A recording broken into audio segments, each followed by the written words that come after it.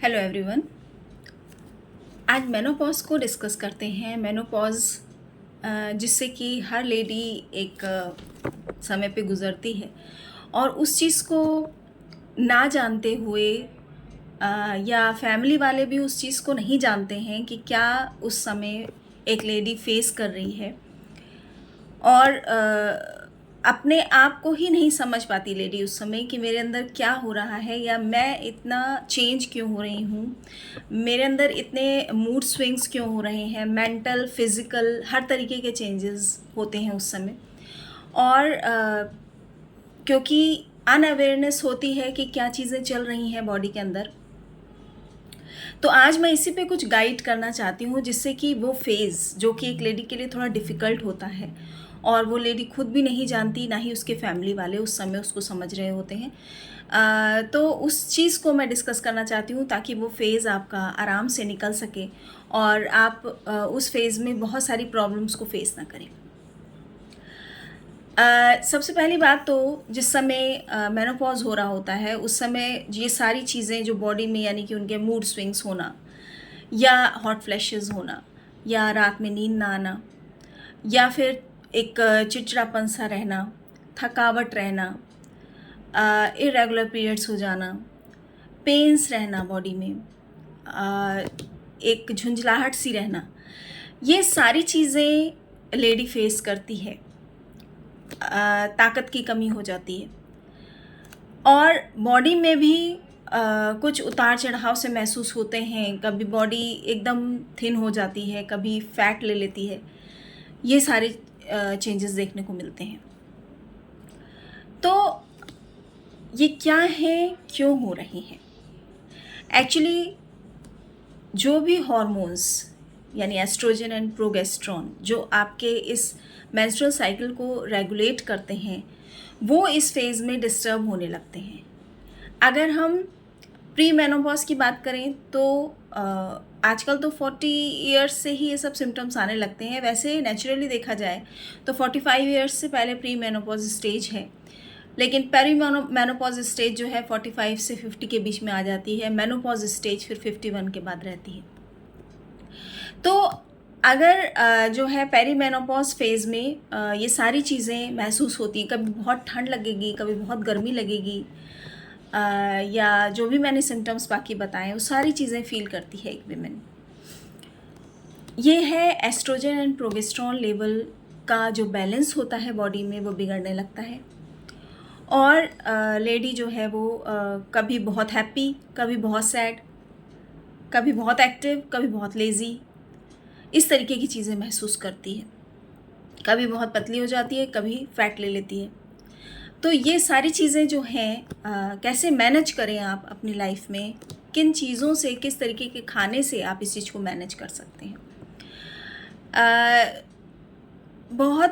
एक चीज़ मैं और डिस्कस करना चाहूँगी कि इस समय बहुत सेंसिटिव हो जाती है लेडी, बहुत सोचने लगती है, बहुत ओवर थिंकिंग शुरू हो जाती है और जो है छोटी छोटी बातों से हर्ट हो जाती है।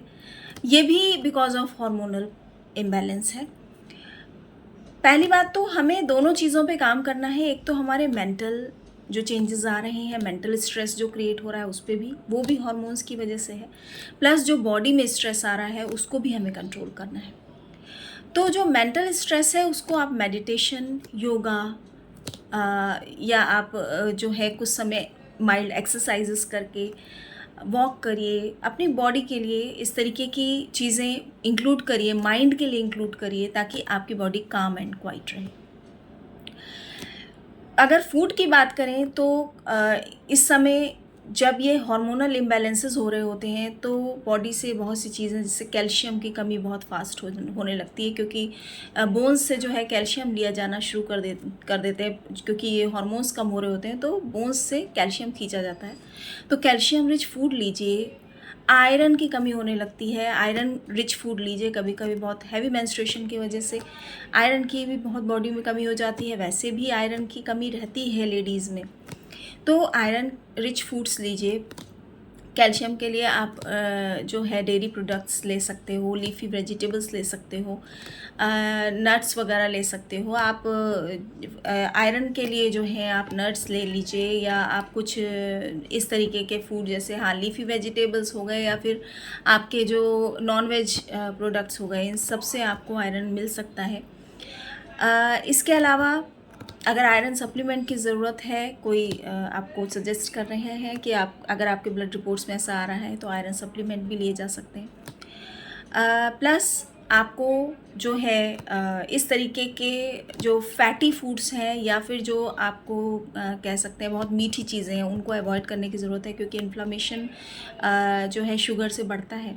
तो आप इसको थोड़ा सा जो भी शुगर है कंटेंट उसको कम करिए, फ़ैट वाली चीज़ें कम करिए, यानी कि कोलेस्ट्रॉल क्योंकि बॉडी में बिल्डअप होने के चांसेस इस समय रहते हैं, एथेरोस्क्लेरोसिस के चांसेस रहते हैं, तो फ़ैट वाली चीज़ें कम करने की ज़रूरत है, बॉडी का वेट मैनेज करने की ज़रूरत है। प्लस जो है आपको होल ग्रेन्स खाइए, यानी आप फाइबर्स इंक्लूड करिए बॉडी में, फ्रूट्स खाइए, वेजिटेबल्स खाइए, होल ग्रेन्स खाइए, और मैदा वगैरह है इस सब से बचिए। आप जितने जंक फूड हैं उनसे बचिए, आउटसाइड फूड से बचिए। चूँकि बीपी भी फ्लक्चुएट कर सकता है, इसलिए बाहर के पैकेट फूड बंद करिए, क्योंकि उसमें आपको सोडियम का कंटेंट ज़्यादा होता है, जिसकी वजह से बीपी हाइक कर सकता है। और चूँकि इस समय जो है कोलेस्ट्रॉल एक्यूमुलेशन के चांसेस ज़्यादा होते हैं, तो वैसे भी कह सकते हैं कि हाइपरटेंशन की भी चांसेस बढ़ जाते हैं। तो इसलिए आपको ज़रूरत है अपने फूड को मैनेज करने की, अपने मेंटल स्ट्रेस को मैनेज करने की, सब चीज़ों को लेकर चलने की। तब आप एक इस पीरियड को जो कि आपका 45 to 55 ईयर्स तक रहता है, इसको आप आसानी से मैनेज कर सकते हैं। तो ट्राई करिए ये सारी टिप्स जो मैंने आपको दी हैं, इसके थ्रू आप इस फेज़ को बड़ी आसानी से निकाल सकते हैं। आप अपने मेंटल लेवल को, फिज़िकल लेवल को मैनेज कर सकते हैं।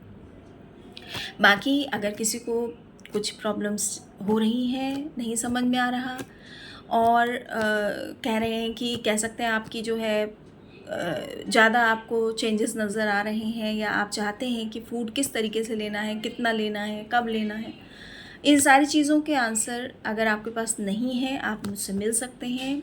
मैं आपके फूड को इस तरीके से मैनेज करूँगी कि आपका हार्मोनल बैलेंस बने, प्लस आप साथ में जो है अपना जो बॉडी एंड मेंटल आपका स्ट्रेस है वो कम हो सके, और आप इस फेज़ को आसानी से निकाल सकें। Thank you. In tips and tricks को आप अपनी लाइफस्टाइल में लाइए, बिकॉज़ आई कैन अंडरस्टैंड कि आप किन चीज़ों से आप निकल रहे हो, किन परेशानियों से आप गुज़र रहे हो। तो इस फेज़ को आसान बनाइए, और ये सारे ट्रिक्स आप कोशिश करिए आप इनको अप्लाई करिए अपनी लाइफस्टाइल में। Thank you.